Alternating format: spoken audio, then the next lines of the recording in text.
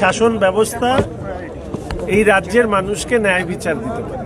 ফলে বিভিন্ন ধরনের সমস্যা তৈরি হয়েছে, সেই সমস্যাগুলো নিয়ে মানুষ চাইছেন সেই সমস্যাগুলো দূর হোক। এটা তো বুঝতে হবে যে 15 বছরে যে জঞ্জাল এই রাজ্যে তৈরি হয়েছে সেটা তো 15 দিনে পরিষ্কার করে দেওয়া সম্ভব নয়।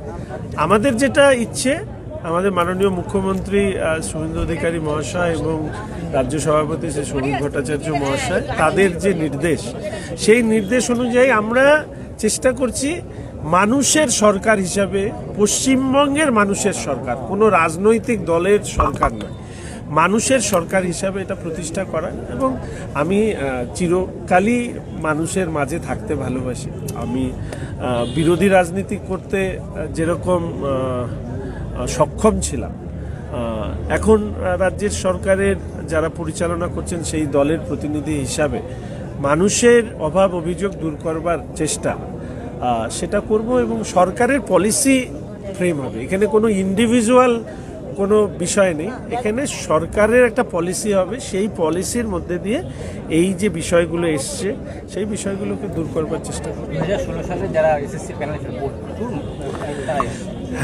অনেকে এসছেন, শিক্ষা সংক্রান্ত বিষয় নিয়ে এসছেন, কেউ জমি নিয়ে এসছেন, কারো অসুস্থতা নিয়ে এসছেন, কেউ অন্যান্য কাজ নিয়ে এসছেন।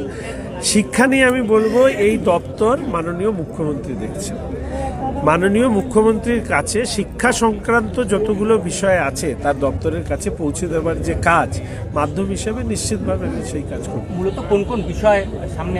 মাল্টিপারপাস, একজন বয়স্ক মানুষ তার ভাতা পাননি সেটাও আছে, কারো বাড়িঘর কেউ দখল করে নিয়েছে সেটাও আছে, জমি নিয়ে আছে, বিভিন্ন ডিপার্টমেন্ট, সরকারি ডিপার্টমেন্টের যে দুর্নীতির বাস্তুতন্ত্রের কথা আমাদের মাননীয় মুখ্যমন্ত্রী বলেছেন সেটাও আছেন।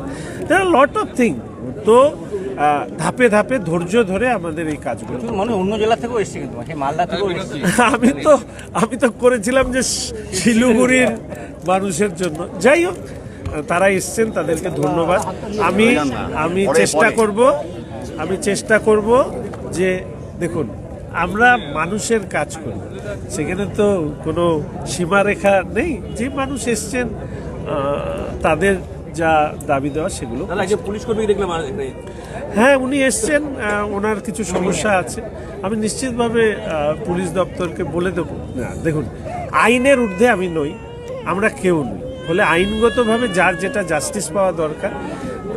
আবার বলছি, মুখ্যমন্ত্রী বলেছেন এই রাজ্যে আমাদের একটা কথা বলা হয়েছিল, হাইকোর্টের অবজারভেশন ছিল যে এই রাজ্যে শাসকের আইন চলে, আইনের শাসন চলে।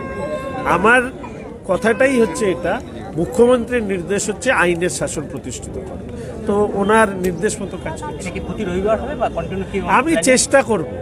আমি চেষ্টা করব আমার কাজের ধরন, পরিধি, বহরের উপরে দাঁড়িয়ে এটা ঠিক করা। ফলে সেই জায়গাগুলো দেখে করতে হবে। এটা যেহেতু আমি কিছুটা গ্যাপ হয়ে গেছিল, আমি সেই গ্যাপের কারণে আমার ইচ্ছে ছিল যে আজকে একটু দেখা করে নেওয়া, ওই জন্য আজকে 2 ঘন্টা থাকবো, তারপরে আবার কি শিডিউল করবো সেটা মানুষকে জানাবো।